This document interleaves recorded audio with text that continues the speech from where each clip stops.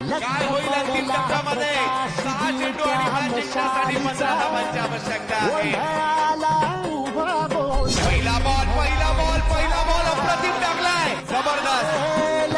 हो यावेळेला पहिल्याची दिशा निवडली आहे आणि हा बॉल जातोय.